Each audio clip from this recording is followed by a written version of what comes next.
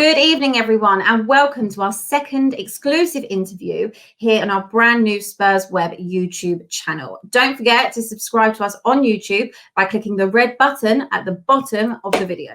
So joining me today is Sky Sports journalist and Spurs fan, Michael Bridge. Thank you so much for coming on. How are you? I'm very well, Abby. Yeah, thanks for having me on. Thank you. Are you all right? Yeah, I'm good. All right, so before we jump into any transfer talk surrounding Spurs, obviously last night we all saw Tottenham take on Wickham, 5th round of the FA Cup after a 4-1 win over them. Eventually, we got there in the end. Yeah. What did you make of that last night, and what do you think of the progress so far under Jose this season?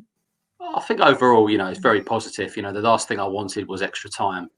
And hence Jose bringing on the big guns at the end. I think my only disappointment really is the over-reliance on those players, like Højbjerg coming start the second half, and Ndombele, Son, Kane, that reliance of that core you trust. It would have been in an ideal world, Lamela, Lucas, Tanganga, they'd have put their chances away. Yeah, Tanganga had a great chance in the first half. But look, at the end of the day, don't mean to be a cliche, but Wickham away is a tough cup tie on a Monday night. Yeah. You see how much Spurs struggled a few years ago when they were in League Two, and unbelievable. I mean, I've rarely ever left the game early, but I had to go to a birthday party, and I just was convinced Spurs had blown it 3-3, Adams Park replay. Then you're at the station, 97 minutes, Son scored. I mean, I even felt sorry for Wickham being, needing the replay money. So no, I mean, it was a professional job last night. You look at the positives as well. I thought Gareth Bale played really well. Read some early nonsense saying, "Oh, he's finished." I mean, blimey, give him a chance. I mean, people really need to delve a bit deeper. It's going to take him a while. He just needs a run now, and hopefully that 90 minutes last night, I was desperate for him to stay on, and I was glad he did. So let's hope it's given him a bit of confidence. But look, since the Sheffield United game, they didn't. They've not had a midweek game, so it wasn't a massive issue for Son and Kane to come on. And a huge plus point is in Ndombele's 2 goals. And I've been a big critic of Tottenham's attacking midfield's lack of goals. Well, he's starting to step up to the plate now. So I don't want to get too carried away, because I think there's a little people get a bit carried away with Ndombele, his performance and goal at Sheffield United. I want to see it on a consistent basis now. Yeah, I think that now that we're now seeing him basically complete 90 minutes, which is something we haven't seen since he kind of joined the club. So hopefully we can build on that. And like you said with Gareth Bale, the same. He's in and out the side, whether it's due to injury or team selection, and it's very difficult for someone to build that momentum in the league and get the confidence back. He hasn't been in the Premier League for 7-8 years, so I mean, I think Spurs Twitter tends to go overboard on things. I think that everyone would agree on that. What football's like, it's a very, very fickle game. But when you saw that team sheet last night, because it was a strong team, it's effectively what we would play in the Europa League.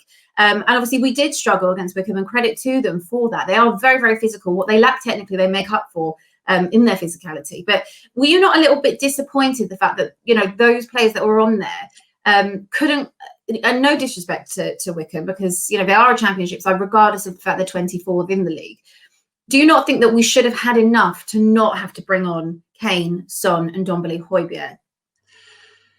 Possibly. I mean, yeah, you'd hope so. I mean, we talk about the Europa League sides. The Europa League groups are weak. I'm going to be completely honest with you. And it's not just me saying that. You can listen to Jose Mourinho, and when we do the press conferences after the broadcast ones, sometimes managers just get a little bit more relaxed when the cameras stop. And this is before COVID, and you'd listen to him with Poch mainly when I was used to this, and other managers, you sort of sit around and you listen to them a bit more.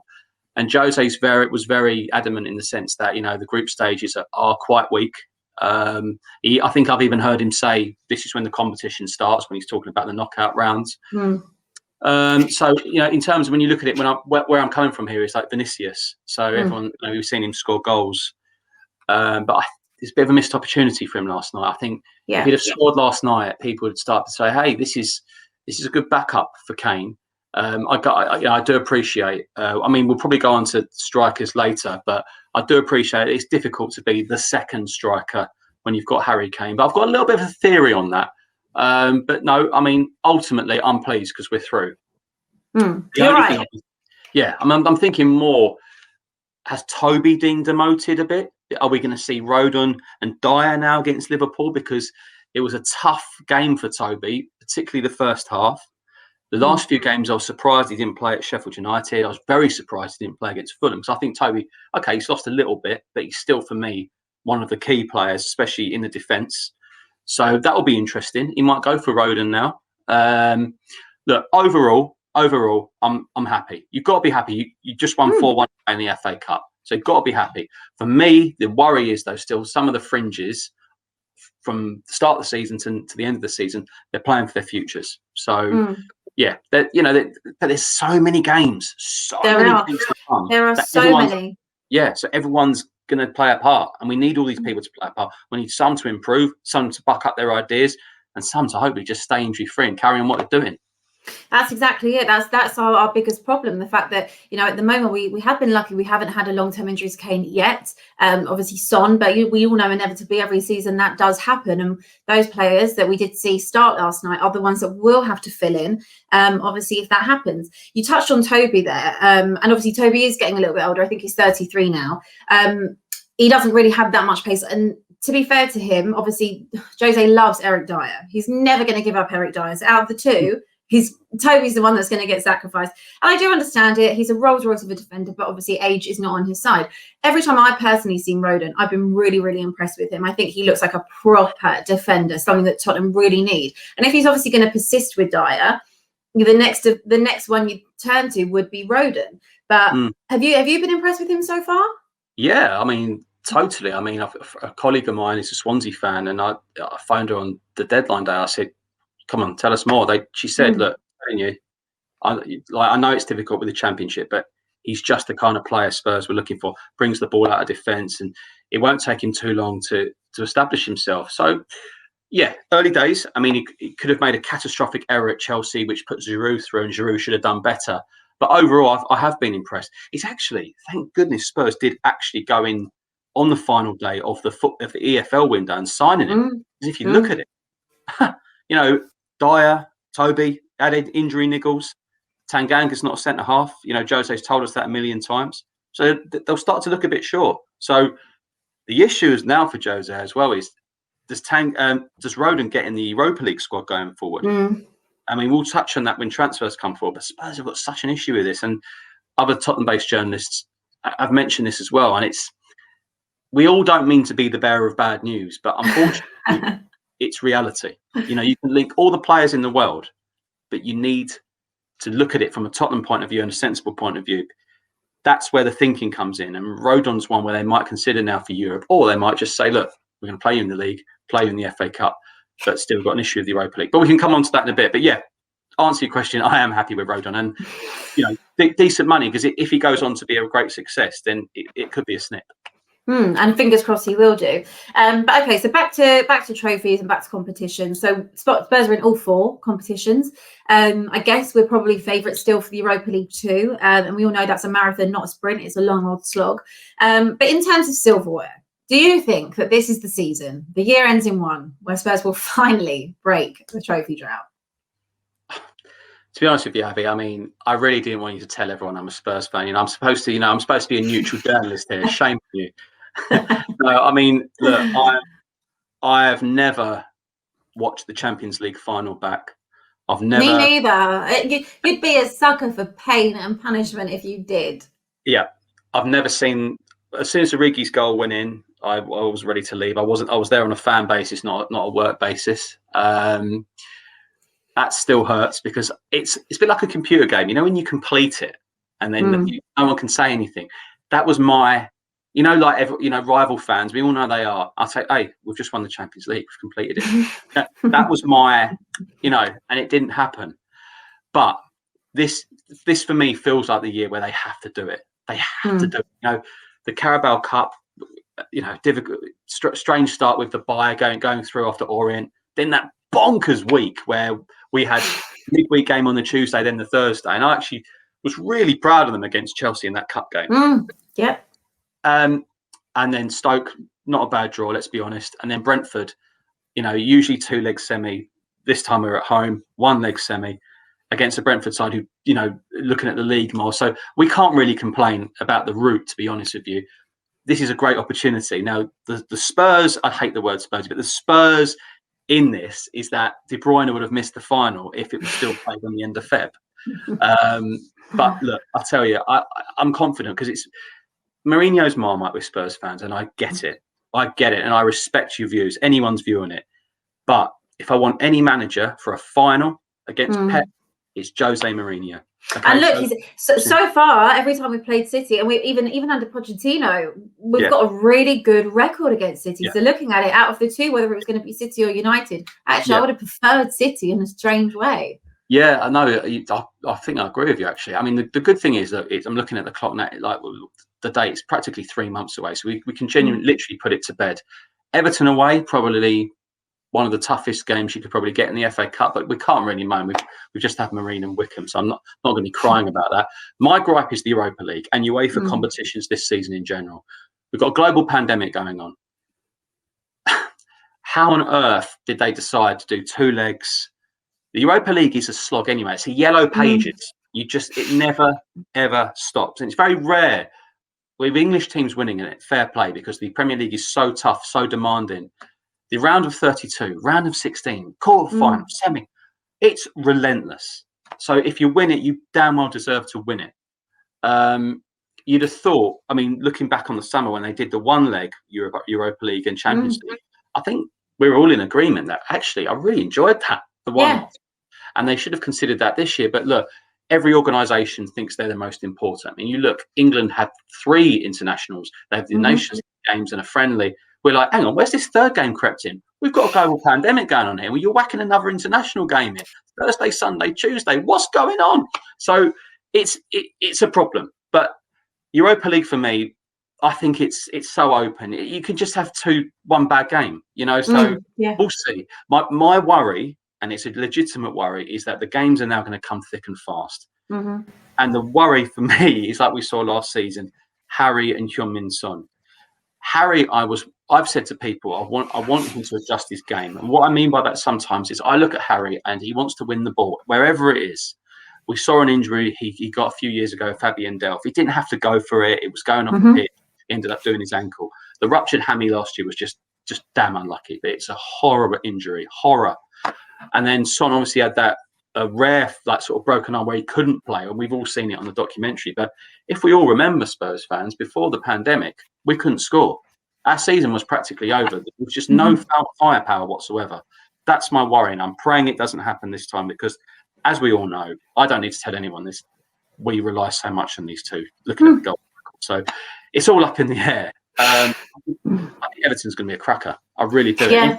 If we beat Everton, then yeah, it's well open. But yeah, sorry to be so long-winded. If it's not this year, then I don't know about you, everyone. There seems like there's no better opportunity for us this year. Like I said, we're in 4 competitions. We're in the final of 1. If you had to pick between winning one of those competitions, I mean, look, I'm going to put the Premier League to the side for a minute, because even though it is completely open, I think that knowing how Mourinho is trophy-wise, I think he'll know what route is the one to go down. I think something will eventually give.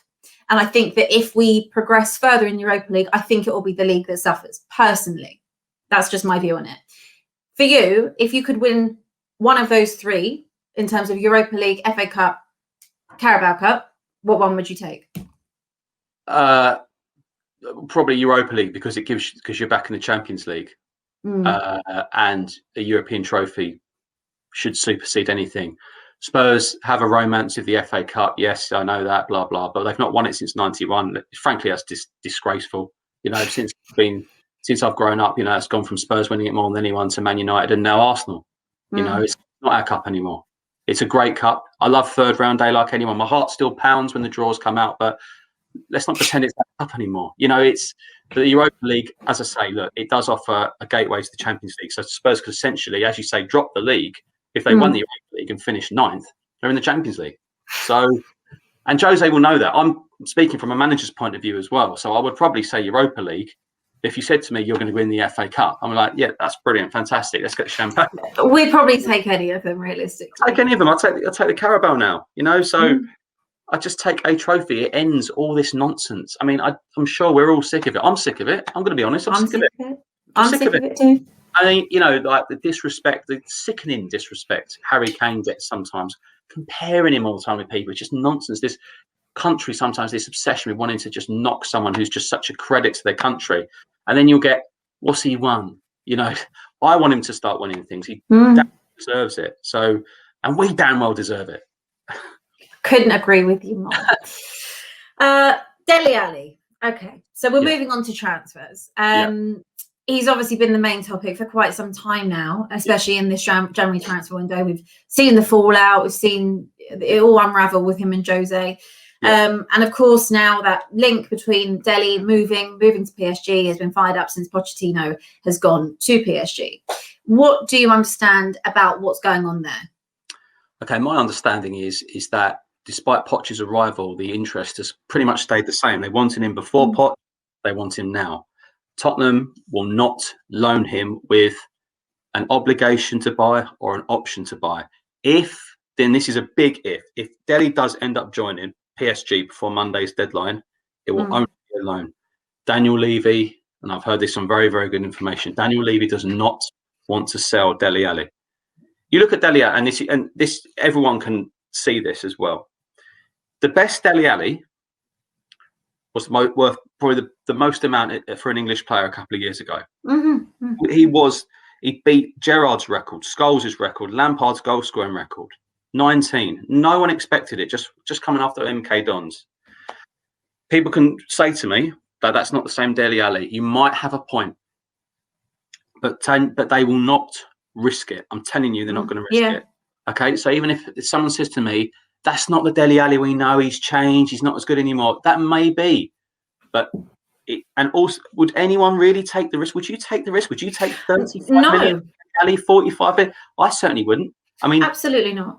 Last season was considered a poor season for him, okay? But forgetting he had to play up front for a few times with the injuries. I think he scored 7 or 8 league goals. Which is 6 or 7 more than the Celso. It's the Celso. That's 8 more than Bergwijn. That's 8 more than Lamela. 8 more than Lucas. So it's unacceptable. And we need to see more from those players. But going back to your question, PSG do want him. Talks are still going on, and I think that's universally known between myself, journalists, and those who have tweeted it. Yep, that is fact. What I don't think is completely 110% accurate is that it's close, because I don't think Tottenham will want to be in a position where they loan Dele and no one comes in. One reason is because of all the games we've just talked about, there's still potentially another 35 games in the season. 2, Daniel Levy is actually quite reluctant to see him go, even though I don't think Jose is that massively fussed at the moment. So there's still a few elements. And also, going back to the Europa League we were talking about, he's a homegrown. And if you've noticed in the Europa League games, he actually plays quite a lot. He comes off the bench or he starts.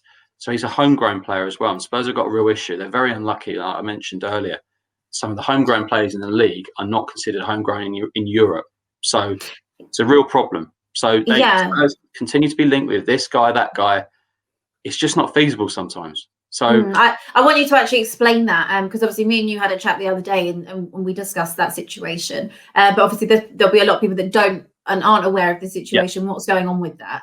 Go ahead. Okay, so basically, it's getting tighter and stricter as the years are going on in terms of trained by the club, homegrown players, and the Premier League and UEFA have different rules. In a funny way, UEFA don't consider anything out of England in the UK homegrown. So Matt Doherty is considered non-homegrown, trained in Ireland, blah, blah, blah. Ben Davis, no.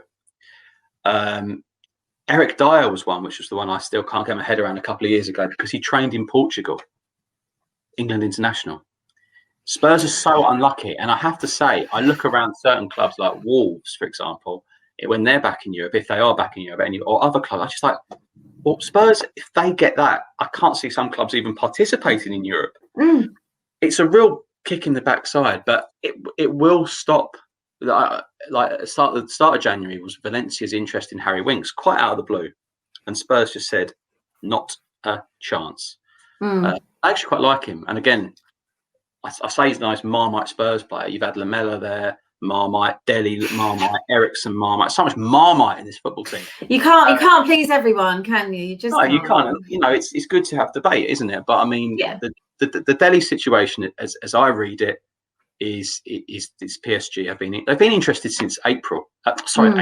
August. Sorry, they've been interested since August. There's been rumblings for a while, and I am led to believe that their interest hasn't necessarily been ramped up just because of Poch's appointment. It's kind of you see the first week when Poch was appointed, he's targeting Lloris, he's targeting him. It's like it's not true. Of course, it's not. It's just people trying to sell papers and people. Yeah. It's clickbait. At the end of the day, it is exactly clickbait. Yeah, I mean, also it is PSG. I'm not going to pretend I'm some world football expert. I don't know whether does Dele start every PSG game. I don't know. I mean, but for him, I would want to go. I mean, so that was actually what I was going to ask you. So obviously, if Daniel Levy has outright said he's, I'm not getting rid of him, and that's that. But obviously, Jose isn't bothered either way, which I think we were all aware of. Where does that leave Dele then? Because obviously, at the minute, he's just basically sometimes in the squad, sometimes not in the squad, sometimes on the bench, sometimes not on the bench. So if your chairman won't allow you to go, but your manager won't play you, what does that mean for a player then? Well, firstly, I mean, Daniel Levy loves Jose. And when Jose says, I am so grateful for what I got in the summer, and some managers, you're not sure whether they mean it. He genuinely does mean it. He got what he wanted. Now, some players have come and they've not really shown enough yet, or some have been, in my opinion, very, very disappointed. But the truth is, he did get what he pretty much wanted, apart from a senior centre back. That would have made the window for him 10 out of 10. Looking now, you look at some players, you say, Bale's not the Bale we remember. Doherty's not shown me there's anything near what he did at Wolves. That's by the way. Back then, 10 out of 10, that would have been Mourinho. If they would have got Milan Skriniar, for example, that's the one they went for. Yeah. For if I was Dele Alli, of course I'd want to go. 6 months, win a few trophies. I mean, Jose said on Friday that Dele had a tendon injury. That's why he wasn't on the bench against Sheffield United, because he wasn't directly asked after the Sheffield United game. Remember, we have 9 subs now. We don't have 7 or 5. We have 9. I mean, I saw Gedson. I didn't even bother tweeting. I said, that's it. It's over. But and then I thought, is it because of the picture, the Insta story of him on the bus? Is it really that? But he said he was injured, and you take his word for it. If he says he's injured, he's injured. You'd have assumed he'd have played or been on the bench last night. Yeah, and they gave the same reason, same tendon issue again last night. So look, you take their word for it, because it never made sense for me not. And also the Marine, it's Marine, but he did everything was asked from him in that game. I thought he was okay against Stoke, especially in the first half, and then the flick he gets publicly blamed. Where I start to feel, is there something? Does he not like him? We're not just like, he just sometimes doesn't like people. But yeah, I know. I mean, look, you'll get comments galore saying not the same Dele, he should go. Or look, I looked at West Ham. Thomas Souček, who's everyone's probably got in the fantasy football team by now. I look at the guy and I just think Dele used to score goals like that from corners, headers, looping in the box. It takes 1 or 2 games, or an Everton away in the cup. I've seen Dele score plenty. I've seen Dele score some bangers at Everton. I'm this warrior. I look at the fixtures, double Europa League coming, Everton, league games. I'm a warrior, but I'm a realistic warrior as well. I look at the fixture. I think we need everyone. And I totally agree with you. And the thing is, I think that there's so many debates about Dele, like you said, whether or not he's the same Dele as he used to be, and he's completely different now. I think that a lot of it is also confidence. I think that when someone, when Jose came in, he really put his arm around him with the whole Dele's brother thing. And then, he had some time in the team, then he slowly dropped him out of the team. Then Corona came and we saw less and less of him. And similarly again this season. So you have to say, look, okay, Jose is known for calling out players, and we all know that he has that, whether or not people agree or not. But you'd also have to say he did give Dele a chance. He did give him a fair crack of the whip, in my opinion. And obviously there's something that's still not right between the two. So the only person that can change that is Dele. And we've seen that with Ndombele. We've seen that even with Lo Celso. You know, despite all his injuries, we've seen how he's, you know, got back into Jose's good books. Same with Ndombele when he was also very much heading out the door.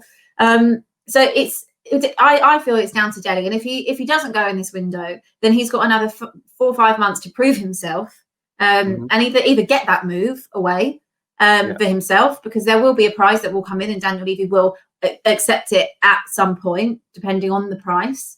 Because that's how he works. You know, you can't hold on to someone just for the sake of it if he's never going to play. But anyway, enough about Dele. Christian Eriksen, another familiar Spurs name. Full year since he left the club and went to Inter, which obviously has not worked out for him as he anticipated, which I think a lot of us always thought it was a sidestep. It was literally, he obviously wanted to leave. He wanted Madrid. He thought he was the level of Madrid, and Madrid never came. And going to Inter was effectively just basically staying at Spurs, just in a different country. Several links, blowing hot and cold all the time. He's coming back. He's not coming back. What's going on with that one? As it stands, nothing, unless Inter Milan phone Tottenham Hotspur and actually Leicester City and say, forget the loan fee and we'll subsidise his wages. The simple fact is Christian Eriksen went from Tottenham to Inter Milan for £20 million, which is 20 quid for a player of his ability and stature. But of course, his contract was running out, so Tottenham took the fee. Look, we've seen the documentary. I'm not telling anyone anything here, but what I am saying is that allowed Christian and his team to be rather more bargaining in the contract negotiations. As I understand it, there's still an issue going on with Christian's team about unpaid money from Inter to his agents. Something going on there. It's just a mess. I mean, we've had I've been on air on Sky and speaking to my colleagues in Sky Italy, and they said it's a genuine mystery why it's not worked out for him there, you know. Is it just the Inter board wanted him because he was a name, and Antonio Conte, who we know can be a bit volatile, can be a little bit, you know, and I don't rate him. I mean, he's not played against AC Milan in the cup. He's played most cup games. He played him in a very deep role the other week, and I thought that was there was a line coming from our colleagues saying, look, you know, Conte's decided he's got to put him somewhere, but Leicester made a tentative inquiry just to sort of get a bit of help for Tielemans and Maddison. Well, more than help. I mean, but you know, they're a sensible club. They've just spent millions on their new training ground, which is immense, by the way. But they're not going to pay it, and neither will Tottenham. It kind of links the Dele thing really, because if Dele is to go, then Tottenham would look to bring someone in. But of course, I don't mean to bore you. Dele is homegrown and Eriksen is. So he would have to knock a couple more players out of Tottenham's Europa League squad. And that's getting to a stage where Jose, when he takes his competition seriously now, there's a real problem. So Gedson wasn't in it anyway. And if you get any questions about that, so it doesn't even affect Gedson. He wasn't in the Europa League squad. That's how bad it is. That's the situation. That a player Spurs have got on loan is not in their Europa League squad when the Europa League teams, some of them are championship level. But look, Tottenham will have to try and get around that if it happened. Christian Eriksen, for me, it's that word Marmite again, Abby. You know, last season I totally get it. Wasn't himself, but I was in the ground against Villa, first game of last season. There was just no idea. Not one player had an idea when to stop the ball, move it, spray it around. There was no guile. Brings on Eriksen, sprays it straight away down to the left. I think it might have been Danny Rose, funny enough, at the time. Spurs back in the game straight away. We just needed that bit of creativity. Spurs back in the game, they win 3-1. It happened in Jose's first European game. I think it was Olympic. He took off Dyer, 25 minutes gone. Brings Dyer off. Eriksen comes on. Spurs win 4-2. Now, I'm not saying just solely Eriksen, but he does things. When he's on it, he's got that. People say, oh, Ali's he's a creative midfielder. He's not. Not the creative midfielder. I'm talking about a kind of creative midfielder. Someone who can spot a pass where others can't. I think it's what we'd like. I think it's what we'd have hoped Lo Celso was going to be and fill the boots. But he's a little bit too defensive. And obviously, since Eriksen has left, they do lack that link-up play, that creativity, where Eriksen used to sit behind Kane, and obviously Kane is dropping so deep now that he is basically assisting himself or whoever else is up there. So, if we don't bring back Eriksen, and obviously, as you said, this whole issue with the European thing at the moment, is there someone else that Tottenham could potentially bring in, either, foreign or English, that someone would obviously have to give within that squad? Is there anyone else that can fill that hole? Because obviously we have Ndombele as well, but slightly different as well to Eriksen. I don't mean to be the doom merchant, but there isn't anyone on the agenda right now. I mean, the Di Maria is a complete lie. That's complete news to me. He doesn't fit in anything with Tottenham's structure going forward. That's complete news to me. Okay, and if it turns out I'm wrong, I'm wrong. I don't care about being first. If anything, I've always focused on being right, and fingers crossed. I'm happy with my return. And I would never ever put anything out on my club where I would deem not to be true. From my understanding, that is not true. And my understanding at the moment is there's nothing close.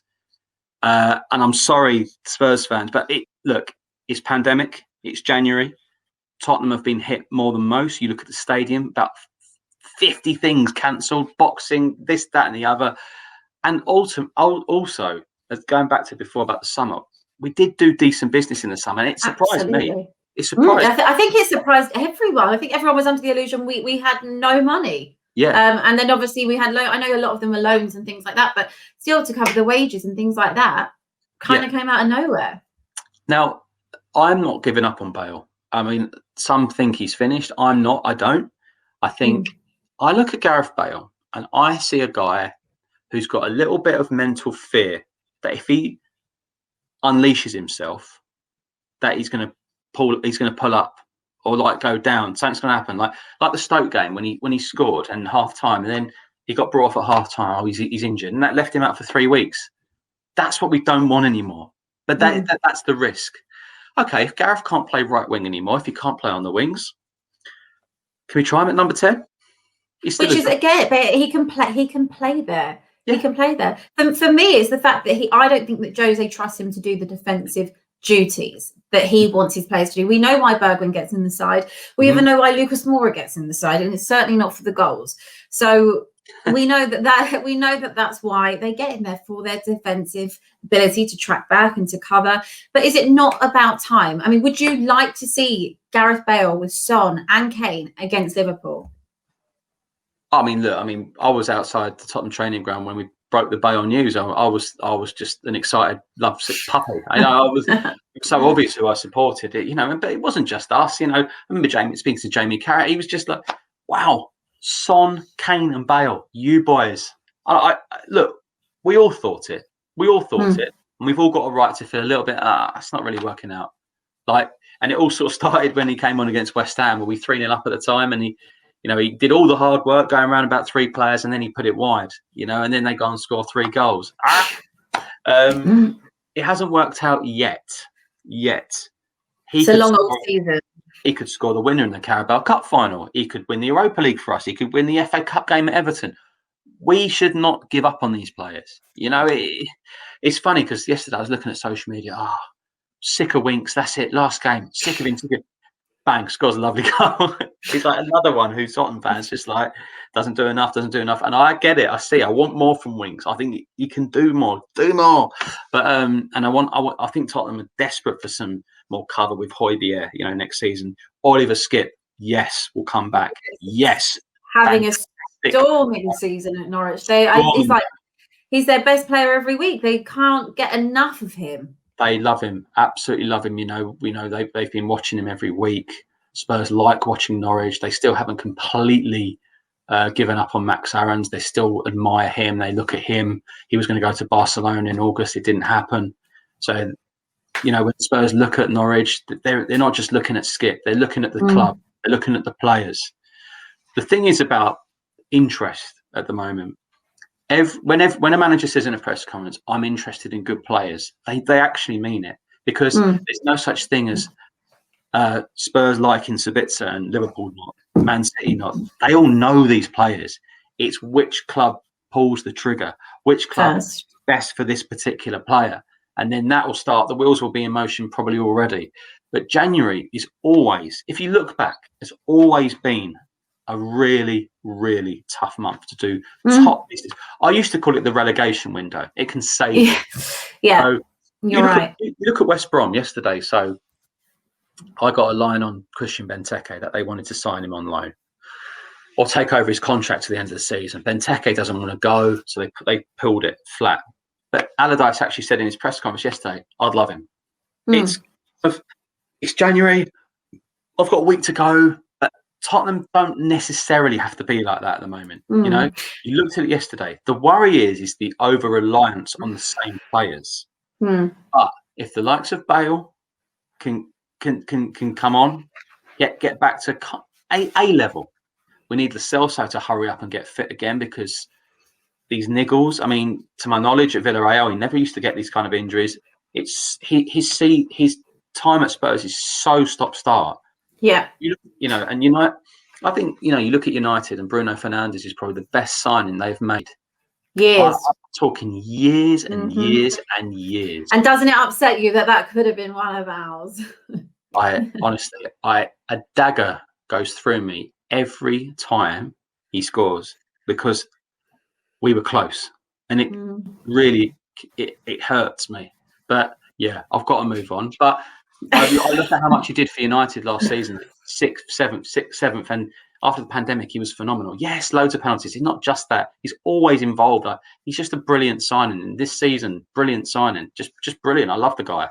I know he annoys people. I get it, but the Celso can be annoying. He's bitty.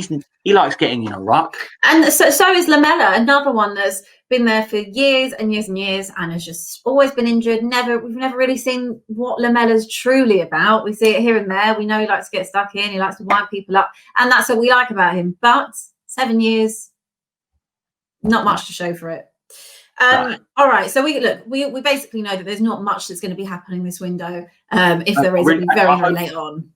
I hope I'm wrong. And look, things can change on a daily basis. Things can change.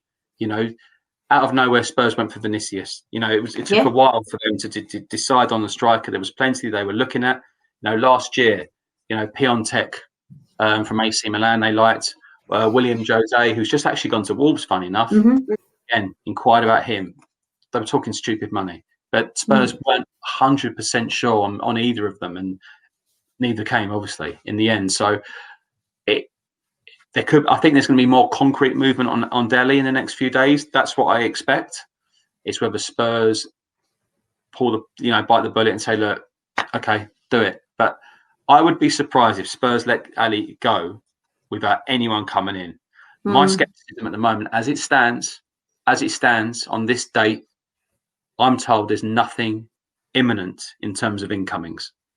Now, I might be the doom merchant, but it's just realistic. There's nothing at the moment. There's nothing in the pipeline as it stands. You wouldn't be Spurs if you want a little bit of doom and gloom. All right, just before we move on to Ask Bridgie, which are questions that obviously everyone's asked for you. Obviously, just want to say a very big thank you to all of the questions we have received ahead of today's show. The support has been great. And again, feel free to subscribe for future Tottenham content. So, carrying this further, we do have some interesting questions for you with #Bridgie. So I'm going to pick a few out. Okay, right. I mean, we have spoken about Bale, but I'm going to ask you this one anyway. So it's from at AU Ria, not interesting way of Oreo. Ask Bridgie, what's the club's stance on Bale? Are they looking to get him for the second year, or are they still expecting more? For my information, that there's been no discussion yet on the second season. Real Madrid ideally would never like to see him again. And the excitement I had when it was signed was getting told there was an option for a second year. As it stands, I would say that's unlikely. But like we've just discussed, things can change and he can go on to score maybe 10, 15 goals from now till the end of the season. That is very, very much a wait and see. There is the option. If you're asking me, do I think it will happen? I'd probably say as it stands, no. But there is that option. but there's been no talk, to my knowledge, no talk of whether they're going to do that as yet. And it doesn't need, it's January. Okay. At THFC Sam 14, asked Bridgie, is there any truth on the Max Aaron links? And obviously you mentioned him a little bit earlier. Any truth? Always liked him, still do. If you look at Lamberty at Brighton, every big club, apart from Chelsea because he's left Chelsea, but every big club was looking at him. Now, what Brighton they've not necessarily tied him to his long-term future at the Amex. They've just protected their asset, so they'll probably get double if he leaves in the summer or the season after. That's the right back. I'm pretty confident will be the one we'll be talking about for many years to come. I think he's got the lot. On Max Aaron's, Spurs like him, always have. But it will obviously depend on Serge Aurier's situation at the end of the season. I mean, he's had a decent season, I think. We can all agree on that. But then there's an odd lapse like the Leicester penalty. And as it stands, we've got to be completely honest, it's been a very disappointing start for Matt Doherty. I think that's fair. He's had the lead sending off. I thought it was a bit silly. And I think Jose's put him on the naughty step for that. And he's had a few moves. But you look at the game the other day, Sheffield United, that formation, that's perfect for Matt Doherty. Yeah, it was. That would have frustrated him not being there. So, yeah, I mean, look, if hypothetically speaking, they got a good offer for Serge Aurier, I think in the summer, I think they'd consider it. Goes back again, they need for the homegrown, and Max Aaron's, of course, is homegrown. So, yeah, I wouldn't rule that out, no. And also, we nearly did see the back of Aurier last summer. It was AC Milan, wasn't it? He was linked with. Absolutely, yeah. I mean, to be fair, we've got to give him some credit. I mean, he's come on leaps and bounds, and I think Doherty's probably pushed him for the wrong reasons for Doherty, but the right reasons for Aurier. Yeah. Okay, from Tottenham.only, this is an Instagram question. Is Marcel Sabitzer a likely incoming in either January or the summer? So we know it's not going to be January, but what about the summer? Yeah, January, no. The summer, potentially. They like him a lot. I mean, he did a real job on us, if I recall, in Germany, the second leg. And it's like I said earlier, Abby, all big clubs like big players, good players. And, Leipzig, Upamecano is likely to leave. Yes. He's another one who was outstanding against us. I'm told he'll go to Bayern Munich in the summer. So, but United and Liverpool like him as well. So I don't know if there might be a last minute change there, but it looks like he'll probably go to Bayern Munich. And Leipzig, I mean, Tottenham are interested in him, but Tottenham aren't the only club, and they wouldn't be the only club. So, yeah, there is interest, but for January, absolutely no. Okay, I'm just going to ask you two more. From Sebfin1, another Instagram question. What is the situation with Son's contract renewal? And obviously, we heard that it was very much on the table, and it seems like it's been paused. I'll be completely honest with you. I thought it was going to be announced by now. I've not heard any problems. My only thing I would say, if I'm hand on my heart, is I thought it would have been announced by now. But the good news is I've been told of no problems. We've all seen that Tottenham are marketed him very highly. Got his own emoji. There's another Amazon documentary with him. He is, in many ways, Tottenham's most prized asset. He's indispensable for Tottenham. Many ways, marketability. Every way we know. We all know, but not just that. Just a wonderful servant and a wonderful guy. On top of just a phenomenal footballer. People say to me, they go, oh, Son's my most underrated player in the Premier League. And I'm thinking, I don't know anyone who doesn't rate him. So how can he be underrated? I think he's just incredible. And, just occasionally he'd miss a great opportunity. But no, I love him to bits. No, to answer your question, I don't think there's a problem. And I'm slightly surprised it's not been announced yet. It could be imminent. It could even be this week. But I don't envisage an issue. Well, fingers crossed, there is definitely no issues there. All right, last one, and this is for Daniel Kemp, #AskBridgie. Recent claims suggest that Real Madrid are looking to bring Sergio Reguilon back to the Spanish capital. How reliable is this? No talk of that whatsoever just yet. Him and Zidane don't talk. That's good for us. Well, I mean, let's talk about our summer signings. Arguably, he is one of the best. Absolutely. Just love the guy. I love his personality. He's just good to have at the club. And it was a bit strange, really, because when we signed him on the same day as Bale, it's like, hold on, we've signed Spain's #1 left back, or one of them, and I think Davis has done well. He's probably better in that centre three, but a bombing left back is what we've been craving. And Harry Kane doesn't love him.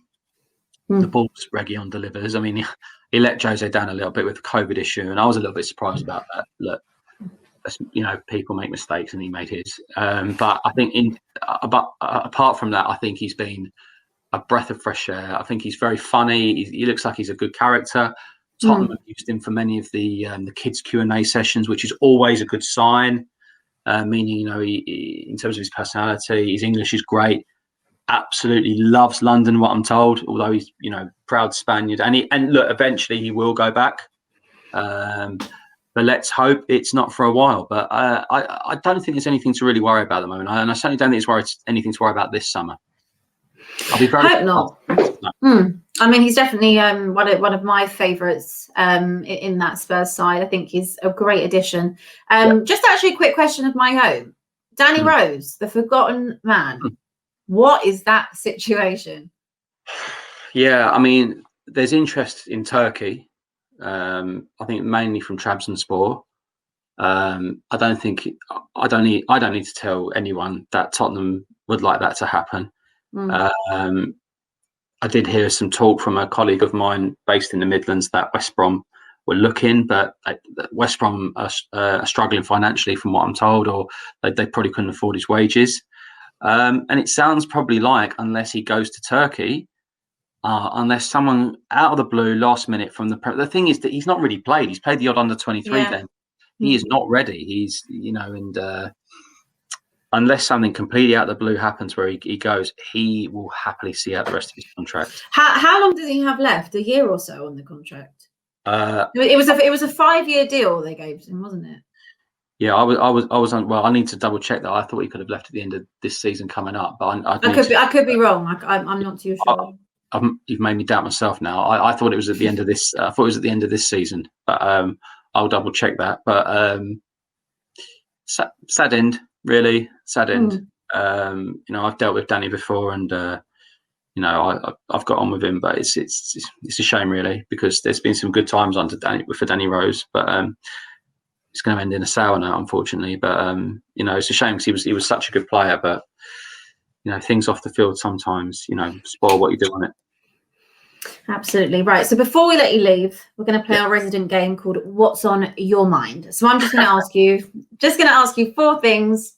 First thing that comes into your head means it's the correct answer. Okay? Sorry, hang on. What's the correct answer? The correct answer is the one that comes into your head first. Oh, right. Okay. So I can't lose. No, you can't lose. Well, you can when you see what I'm going to ask you. Oh God, here we go. It's okay. All right, ready? Yep. All right. Darts or football? Oh my God. In terms of what, a sport? You can't discuss it. It has to be the first thing that comes into your head. Oh, football. Okay. Sky or BT? Sky, come on. Kane or Son? Oh my God. It's like saying mum or dad. Oh my God. I tell you what, the abuse he gets because he's so good is bordering on sick. So I'm going to go Kane. I love him. The best. He's just incredible. Love him. Love everything about him. And the killer one for you, Spurs or Palace? Oh, shut it. I have to cover them a lot of the time. Spurs, okay? It's not my fault, okay? So I deal with North London, South London. London. Spurs. I've had a season ticket my whole life. Don't you all start. Yeah. You'll just get a couple Palace fans on your back if they see that, but that's all. You know what? I'm not going to subject you. I'm not going to subject you to any more pain. You played the game well, and you've taken it on the chin. So all I have to say is thank you so much for joining us. You've been amazing. Obviously, giving us loads of information, cleared up loads of things, transfer-wise to us. Obviously, I think we were hopeful we'd be seeing some signings, but I think we all know that January is probably not our window. It really never is. And you've been great. So thank you so much for coming on. I hope you've enjoyed it, and hopefully we'll have you again soon. Yeah, no, thank you very much. I mean, as I say, I'm I'm sorry that I can't. I mean, let's do it. Let's do this again in the summer, because I think Spurs will do some good stuff in the summer. You know, clubs are always, they're talking about the summer now. You know, so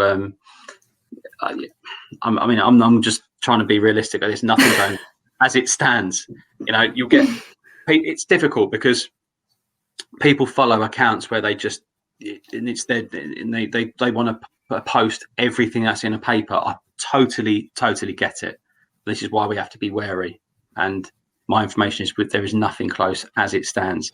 If something comes up, I'll either tweet about it or my company will, or a colleague of mine will, and we'll all know. So, but as it stands, nothing so far. But I'm hoping for a very good summer. And let's win a trophy this year. Let's win a trophy.